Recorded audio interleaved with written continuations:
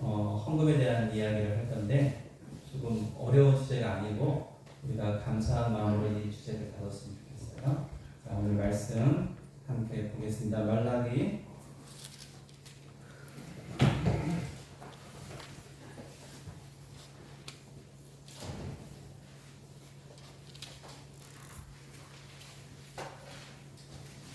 3장 10절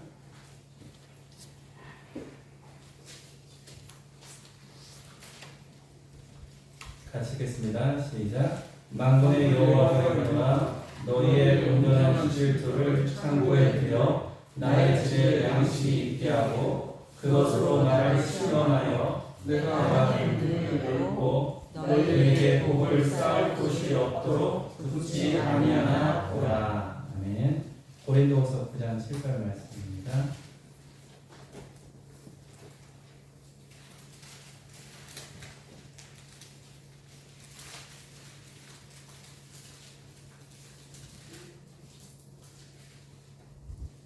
시작.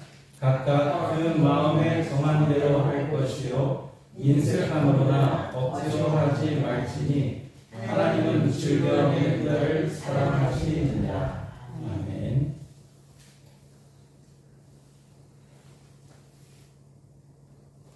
오늘은 크리스찬 베이직 제6과 우리가 지금 방금 읽었던 말라기 3장 10절과 고린도서 9장 7절 통해서 헌금에 대한 이야기인데 이제 대표적으로 11조가 그에 있기 때문에 11조에 대한 구절을 읽었고요.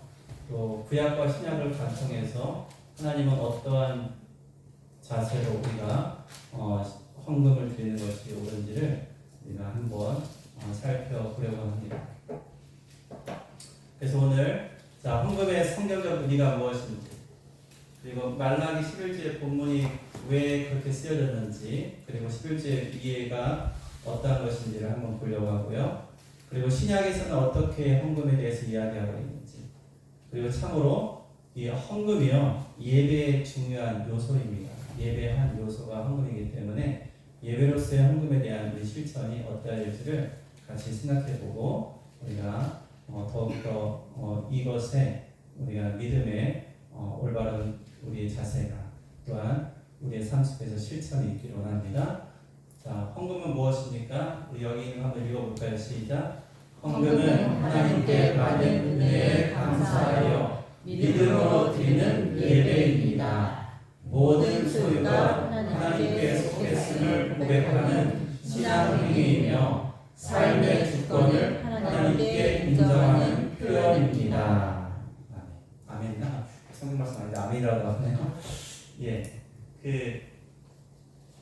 이게 예배라는 것 다시 말씀드리면은 이 헌금이라는 것이 예배의 우리가 순서에 우리가 찬양하고 예배로의 부름 또 보통 묵도하고 또 기도 찬양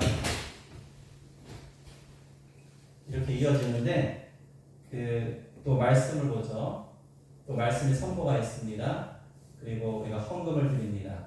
마지막에 또 기도와 축도를 마치는 이러한 예배의 중요한 과정 속에서 하나님께 드려지는 부분에 있어서 물론 예배에 참석하는 자들이 그 시간에 그 마음과 정성을 드리잖아요.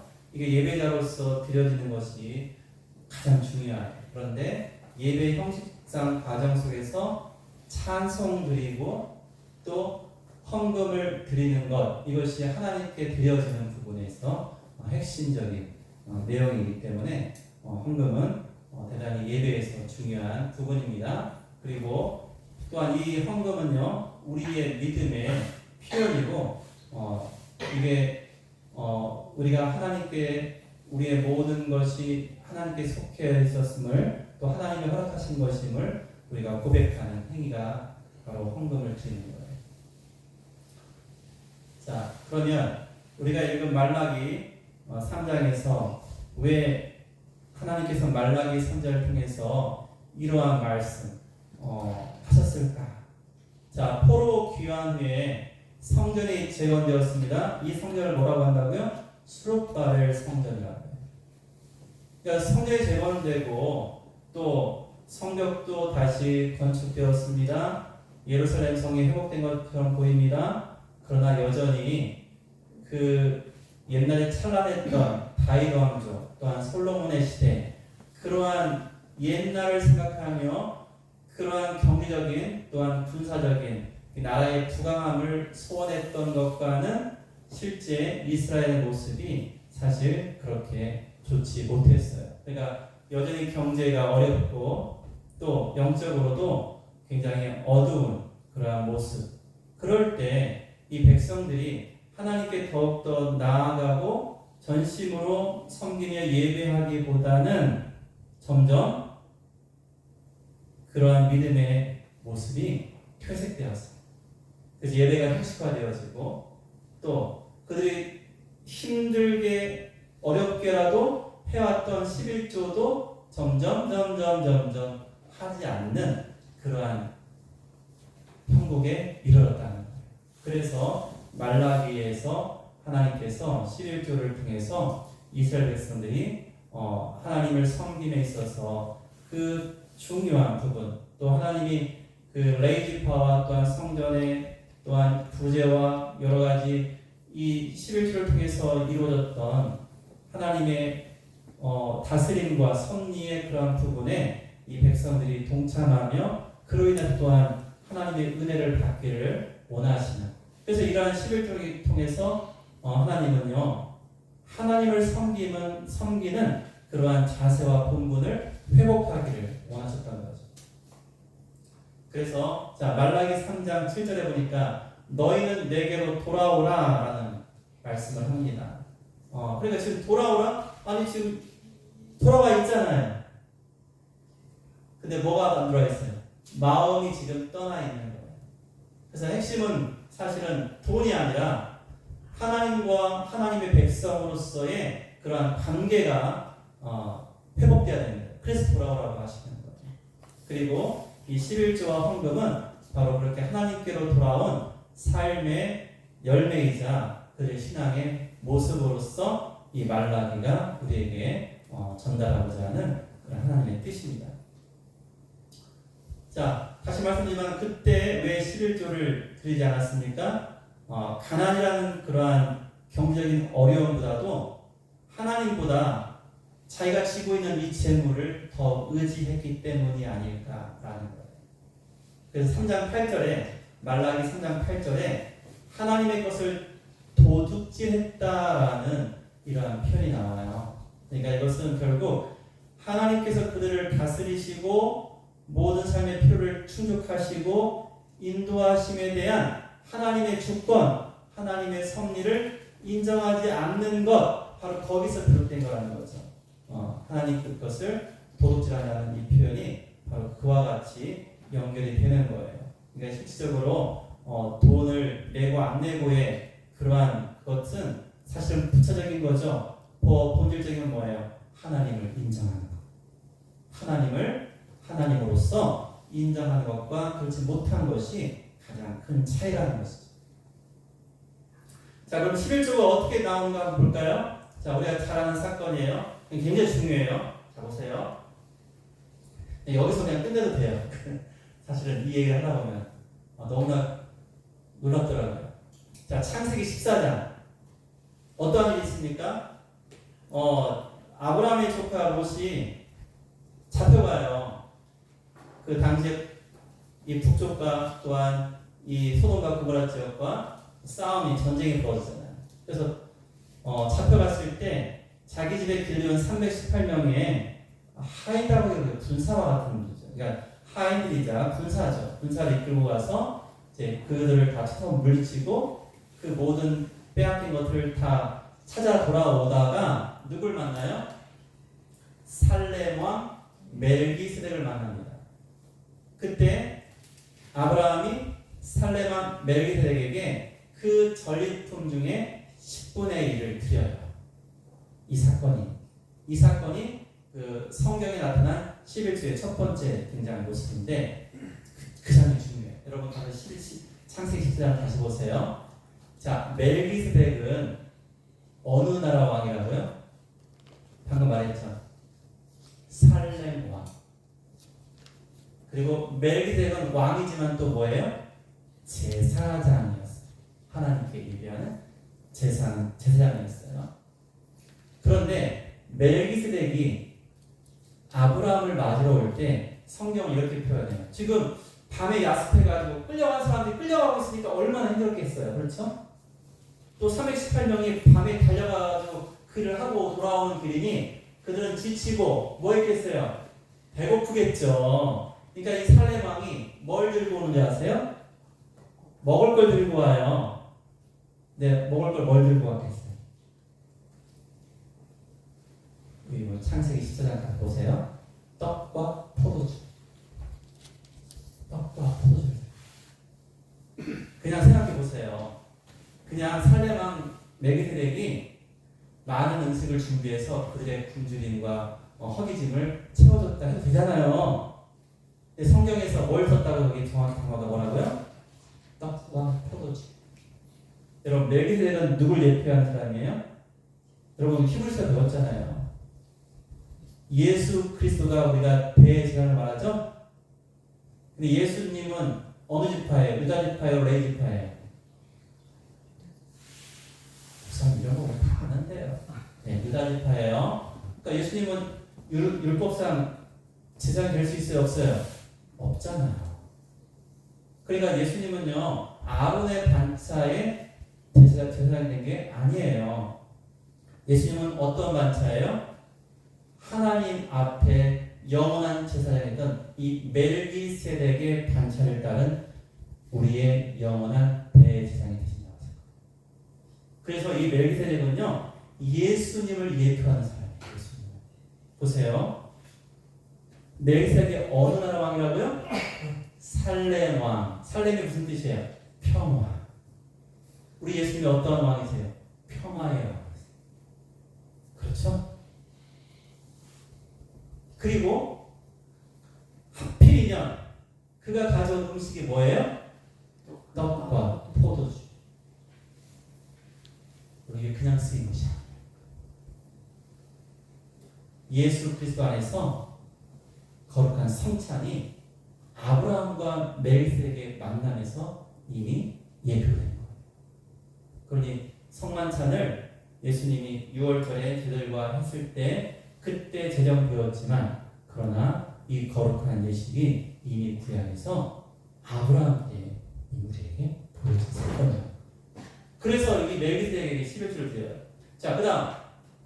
자, 야곱 창세기 28장. 자, 여기가 이제 베델 사건이에요. 그가 산에서 천사에 올라가는 걸 보죠? 그렇죠. 여기가 하나님의 집이라는 것을 그가 알게 됩니다. 그리고 자기가 순전히 돌아오게 되면 하나님께 자기가 가진 것을 뭘 드린다고 했어요? 10분의 1을 드리겠나이다. 11조에 대한 헌신에 대한 것이 여기서 또 한 번 나와요. 그리고 레위기 27장에 이제 율법적으로 자 곡식과 나무의 열매 11조, 그 다음에 소나 양. 양은 어떻게 해서 11조를 챙기셨냐면 챙기다니 좀 이상하죠? 목자에 막대기가 있어요. 지팡이가 있어요. 그 양을 지나가게 하나, 둘, 셋, 넷, 다섯, 여섯, 일곱, 여덟, 아홉, 열! 나와. 이거 하나님 거예요. 이렇게 했대요. 옛날에 동대문을 딱 잡으면 됐거든요.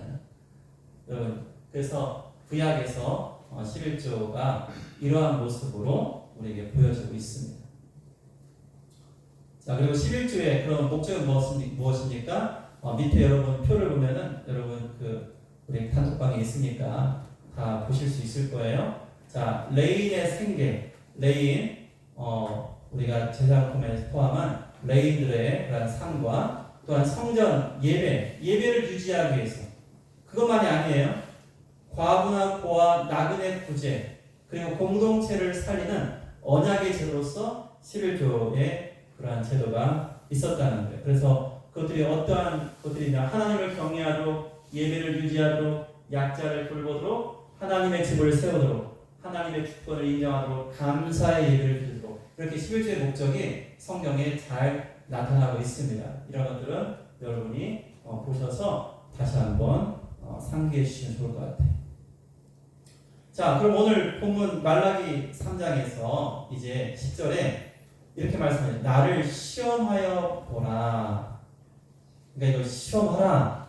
이것이 세상적인 그러한 의도로만 볼 수는 없죠. 그래서 정말 중요한 것은 뭐예요? 하나님을 믿고 하나님을 경험하라. 하나님이 함께 하신 것을 너희가 참으로 알아야 한다는 것에 대한 거룩한 초청입니다. 그리고 하늘문을 연다는 이러한 표현이 있죠. 바로 하나님께서 공급하시고 돌보아 주신다는 거예요. 여러분, 하나님의 돌보심과 공급하심을 우리가 경험할 수 있는 여러분 그러한 신앙생활에 하나님은 모두가 들어와서 하나님과 동행하는 하나님의 은혜 채워주시는 것을 경험하기를 원하셨기 때문에 이렇게 말씀하신 것이죠. 자, 그러면 신약에서는요, 우리가 고린도서 9장 7절에서 말한 것처럼 억지나 인색함이 아니라 자원함과 기쁨으로 행하라고 했습니다. 신약은요, 율법적인 강제로가 아니라 은혜에 대한 감사의 반응이에요. 그러니까 은혜, 내게 주신 은혜가 감사여서 내가 그 감사에 대한 응답으로 내가 표현하는 나의 아름다운 그 삶의 열매를 드리는 것이 또한 신약의 헌금이 되는 것입니다. 예수님을 통해서 우리가 그러면 헌금에 대한 것들을 다시 한번 보기 원합니다. 자, 우리가 잘 알듯이 예수님은 과부의 두 랩돈을 칭찬하셨습니다. 이게 시대나 아니면은 뭐 환율 이런 걸 따지면 좀 달라질 수는 있겠지만, 제가 그 대학생 때 이걸 계산해봤더니 당시 기숙사의 한 끼 식사가 600원이에요. 600원. 기억나요? 기숙사 한 끼 식사가 600원일 때가 있어요. 600원. 그럼 하루에 1,800원, 2,000원이면 하루 3끼를 먹을 수 있었어요. 그런데 그 두 랩돈이 그 당시에 계산했더니 그 정도가 됐더라고요. 그러니까 부처님의 생활비 전부를 드린 것이 맞구나. 작은 돈이에요. 그래서 액수가 아니라 사실은요, 전적인 신뢰와 헌신을 보셨다는 거죠, 예수님이. 자, 우리가 다시 말하지만은 이 과부가 두 랩돈을 예수님이 오셨을 때 딱 그때 일생에 정말 처음이자 마지막 한 번 그때 드렸냐? 그게 아닐 거라고 봐요. 그 과부는 살아오면서 어려움이 많았겠죠. 그러나 자기가 부차한 중에도 그렇게 드렸을 때 또다시 채워지고 또다시 드릴 수 있는 그러한 은혜를 경험했다는 거죠. 그래서 그와 같이 믿음의 확신 가운데 신뢰하면서 하나님께 감사함을 드렸기 때문에 그가 드린 것이 그 어떠한 사람들이 부자들이 드린 것보다 많이 드렸다라고 우리 예수님이 말씀하신 거예요. 당시 그 회당에는 회당 들어온 입구에 뭐가 있어요? 헌금 넣는 괴가 있었대요. 그러면 당시의 사람들은 우리 오늘처럼 종이돈이 없었잖아요. 종이돈 없었어요. 다 뭐겠어요? 동전 대부분. 그러면 동전을 부자들은요 이렇게 보따리 들어와갖고 뒀대요. 그러면 와, 나 헌금 많이 내. 그러면 그 드르륵 떨어지는 소리가 온 회당에 다 들려요. 그러면 두 랩돈 떨어지는 거는요, 딸랑 딱 들리는 거 다 아는 거예요. 누구나 알 수 있어요. 그런데 하나님께서는 이 사건을 통해서 액수가 중요한 것이 아니라 그 마음의 정성, 얼마나 하나님을 신뢰하며 그 은혜 안에 머물고 있는지를 하나님은 중요하게 여기시다는 거예요. 자, 그리고 또 예수님과 11조에 대해서 또 굉장히 중요한 표현이 있습니다. 자, 이 부분 같이 읽어볼게요. 시작. 화 있을진저 외식하는 서기관들과 바리새인들이여, 너희가 박화와 회양과 근처에 실조는 그리되 율법에 더 중한 바 정의와 긍휼과 믿음은 버렸도다. 그러나 이것도 행하고 저것도 버리지 말아야 할지니라. 그 신약에서 11조에 대해서 말하지 않는다고 말하는데 말했어요. 여기 나와요. 예수님이 언급하셨어요. 정확하게. 근데 많은 그 유튜브에서 신약에서 11조가 안 나오네요. 그거 잘못 아는 거예요. 여기 말씀하시죠. 예수님 말씀하시잖아요. 뭐로 말씀하세요? 이것도 행하고 저것도 버리지 말라는 거예요. 근데 여기서 분명히 뭐가 중요하다는 거예요. 정의와 긍휼과 믿음이 중요하다는 거죠. 누가 행하는 것 중에 이 바리새인과 서기관들이 행하는 것 중에.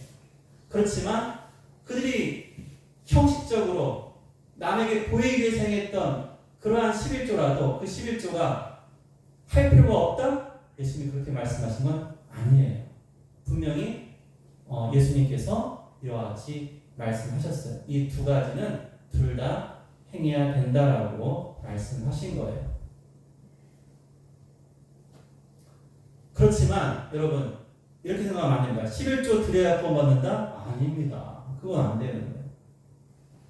이런 것도 굉장히 중요한 질문이 있습니다. 세례 받아야 구원받는다? 아니에요. 그것도 잘못된 거예요. 구원받은 자의 표죠. 세례 받아야 구원받는다? 아닙니다. 그래서 11조는요. 구원의 조건, 헌금이 구원의 조건입니까? 그건 아닙니다. 그렇게 이해하면 안 돼요. 자, 그리고 올바른 교회라면 이 헌금 11조는요. 감사와 신앙 훈련의 기준이 될 수는 있겠습니다. 그러나 이걸 가지고 어떠한 조건을 달면 안 돼요. 그런데요. 상당히 많은 교회에서 이걸 조건화시키고 있어요. 하나님 보시기에 옳지 않은 것. 정말로 조건화시키면 안 됩니다. 그런데 지금 많은 교회가 이걸 조건화시키고 있어요. 더 말하면은 제가 알고 있는 교회에서 혹시 이 방송을 들으면 안 되기 때문에 말을 못하겠어요. 정말이에요. 조건화시키면 안 됩니다. 헌금을 조금 내도 그 사람이 믿음이 좋고 믿음에 본이 되면 장로를 세울 수도 있고 부역장을 세울 수 있는 거예요. 그거는 정확한 거예요. 그것이 참으로 중요합니다. 자, 왜 그럴까요? 헌금은요 예배입니다. 헌금은 예배입니다. 자, 예배는 찬양, 기도, 말씀, 헌금 이게 네 가지 가장 중요한 요소예요. 그리고 그 안에 참여한 예배자들이 중요하죠. 그래서 하나님께 자신을 드리는 것입니다. 그리고 그 헌금은 우리 삶 전체가 하나님의 것임을 인정하는 그 믿음을 고백하는 행위예요. 그래서 이것이 예배로서 하나님께 드려지는 거예요. 그래서 우리가 제가 헌금 기도할 때도 항상 거의 빼놓지 않고 이게 미사역은 아니고 상투적인 표현이 있어요. 뭐냐면 아벨과 그의 제물을 받으신 것처럼 지금 헌금을 드린 우리 예배자들, 이 헌금 드리는 사람들의 삶과 그 정성을 또한 받아달라고 이렇게 기도하잖아요. 여러분, 이게 헌금은요 예배예요. 그것이 가인과 아벨의 제사에서 하나님께서 아벨의 제물을 받으신 것이 아니라 뭘 받으셨다고요? 아벨과 함께 그 제물을 바치셨다는 거예요. 그러니까 우리가 드리는 헌금은 하나님께 우리의 삶과 함께 받으시고 우리가 드려야 하는 그러한 믿음의 귀한 표현이 되는 것입니다. 자, 그럼 헌금의 받을 때도 이것도 가서 읽어보세요. 감사해야 됩니다. 믿음으로 합니다. 자원함으로 합니다. 기쁨으로 합니다. 그리고 하나님께만 드리는 거예요. 근데 이제 이런저런 궁시렁궁시렁 꼭 교회 안 다니는 사람이 또는 헌금 안 하는 사람들이 하는 말이 뭔지 아세요? 교회나 헌금하면 다 누구 배부르는 거야. 이런 표현을 씁니다. 그리고 또 그걸 빗대어서 사실은 그거를 하지 않기 위해서 하고 싶지 않은 마음에 교회를 떠나거나 또는 교회 나오지 않는 분도 많다고 제가 말씀드렸죠. 교회 나오는 곳에 가장 큰 걸림돌 중에 하나가 헌금이에요. 헌금이에요. 이거 정말 우리가 짚고 넘어가야 될 거예요. 그러니까 교회 나오신 분들 참 헌금하시는 모든 분들 그 액수가 많든 적든 하나님 앞에서 정직히 드리고 기쁨으로 자원한 마음 들면 하나님이 참으로 기뻐하실 것 같아요. 정말 쉽지 않은 거거든요. 정말 어려운 겁니다. 자, 그러면 오해와 진실 간단하게 있습니다. 자, 오해. 자, 많이 내야 복 받는다. 잘못된 거죠? 자, 하나님은 뭘 보신다고요? 중심을 보셔요. 자, 또 두 번째 오해. 헌금은 교회 운영비다. 헌금은 누구께 드리는 거예요? 하나님께만 드리는, 하나님께 드리는 거예요. 그래서 하나님께 드리는 거고, 그래서 헌금을 사용하는 사람들은 하나님께서 허락하신 그 뜻 안에서 우리 교회가 행해야 될, 또한 집행해야 될 그런 것들을 두렵고 떨림으로 진짜 우리말로 1원이라도 헛되게 쓰거나 낭비되지 않도록 우리가 조심하며 그렇게 잘 살펴야 되는 거예요. 그래서 우리가 사람을 믿을 수가 없어서가 아니라 실수하지 않기 위해서 그냥 한 사람이 하는 것이 아니라 서로가 돕고 또 교회를 위해서는요 감사를 드리기도 해요. 감사. 원래는 사실은 외부 감사를 해야 돼요. 어느 정도 규모가 있는 교회는. 근데 외부 감사하는 교회는 정말 극소수입니다. 근데 내부 감사라도 잘하면은 그래야 뭐가 없어요? 이상하게 없어지는 헌금이 없겠죠. 그래서 이러한 것들은 우리가 정말 하나님께 드려진 것이고 하나님께 또한 받아서 우리가 써야 되는 그러한 귀한 예물이기 때문에 이것을 세상의 예산이나 그러한 모임에서의 어떠한 그러한 돈으로서 우리가 그렇게 생각해서는 안 됩니다. 자, 정리할게요. 자, 헌금이 뭐라고 해요? 지금 예배다. 헌금 드리는 것이 뭐라고요? 예배하는 거예요. 하나님께 우리의 믿음을 표현하는 거예요. 자, 말라기에서는 11조 내라, 그래서 돈 내라 하는 그걸 지금 말하려고 하는 것이 사실은 뭐에 대한 거예요? 하나님께 그들이 회개하고 하나님이 그들의 참으로 인도자 되시고 또한 회복시켜 주시고 그들을 지키시는 놀라운 여호와 하나님이심을 믿는 그러한 믿음의 회복, 그래서 하나님의 백성으로서의 회복되기를 원하시는 그 뜻이 더 중요하다. 자, 신약에서도 감사와 자원함으로 드려야 한다는 거예요. 그래서 하나님은요 구약 시대와 신약 시대 상관없이 뭐가 중요해요? 마음, 우리의 정성, 우리가 정말 감사함으로 하나님께 서 있는지 그것을 보신다는 거예요. 그래서 참 여러 가지 생각할 것이 많이 있죠. 우리가 헌금을 예배 때 예전에는 제가 국민학생 때 교회에서 주일학교에서 교회학교에서 어떻게 헌금을 얻었냐면은 좀 기억나세요?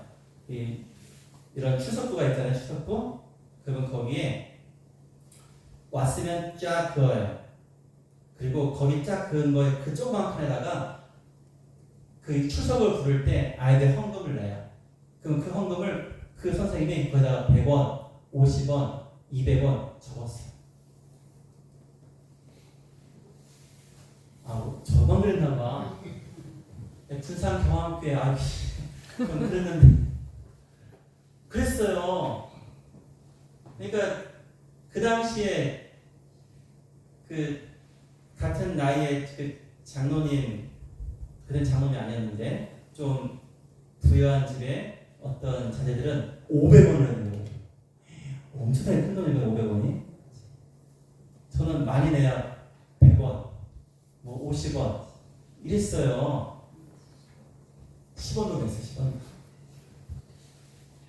근데 그럼 어떻게 했다고요? 자, 이지수 그러면 그때 내는 거예요. 그때 그 앞에다가 내고 거기다 적었어요. 따지고 싶어. 그대로 돌아가면 어떻게 그럴 수가 있을까? 어떻게 그 어린아이들을 그렇게 할 수 있을까? 그건 아닌 것 같아요. 그래서 그러한 것들이 만약에 오늘날에도 다른 모습으로 교회에서 이루어지면 안 되겠다. 저희는 또 이렇게 교회에서 아직도 많은 교회는요 헌금 시간에 찬송가 부르는 찬송가를 왜 길게 불러요? 헌금 받을 때 다 돌아다녀요.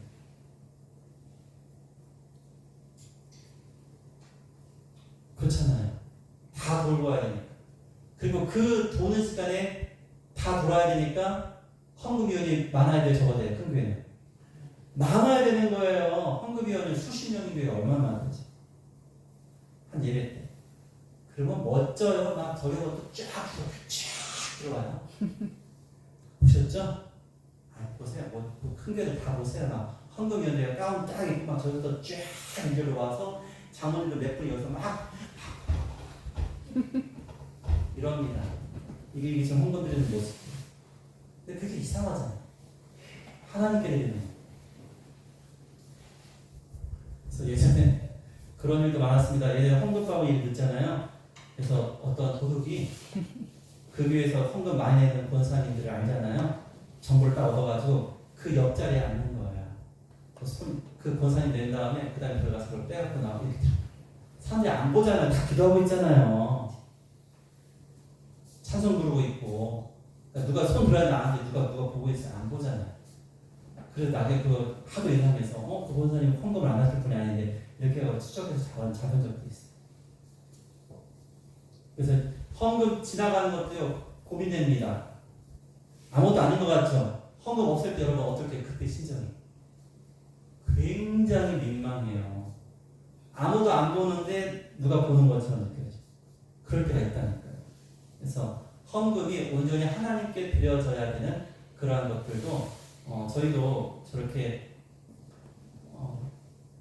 우리가 예배 시간에 헌금발 돌리지 않고 저렇게 하지만 또 저희가 또 헌금 명단을 올리잖아요. 그래서 이 부분도 나중에 한번 나중에 한번 고민해.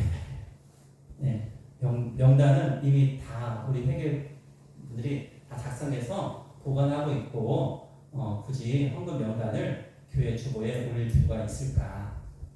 원하는 분은 확인해 주는 것은 아무것도 아니거든요. 저희 정말로 잘 확인할 수 있어요. 굳이 명단을 올릴 필요가 있을까? 이것도 우리 한번 고민해 볼 필요합니다. 왜요?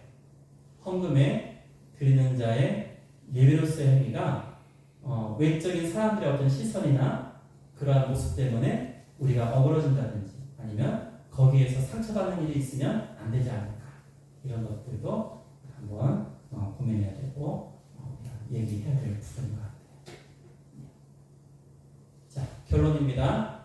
우리 함께 읽어볼게요. 자, 위에 있는 말만 시작. 하나님, 제 삶과 물질의 주인은 하나님이십니다. 예, 이러한 고백으로 하나님께 드려집니다. 이것이 우리의 성경이 말하는 헌금의 본질이에요. 제 삶, 그러니까 물질만이 아니라 나의 삶도 하나님의 것이다. 그래서 내 삶에 허락하신 물질과 뭘 드리는 거예요? 나의 삶을 드리는 것이 같이 결부되는 것입니다.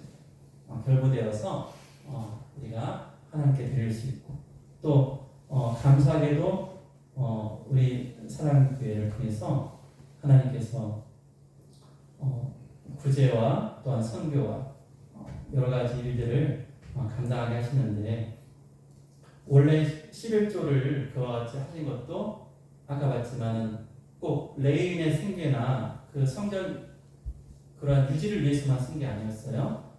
부재에서도 상당히 많이 쓰여졌음을 우리가 볼 수 있습니다. 그리고 이러한 11조 및 헌금에 대한 것들을 유튜브 상에서는 너무나 인기 위주로 잘못 표현된 그러한 일들이 많더라고요.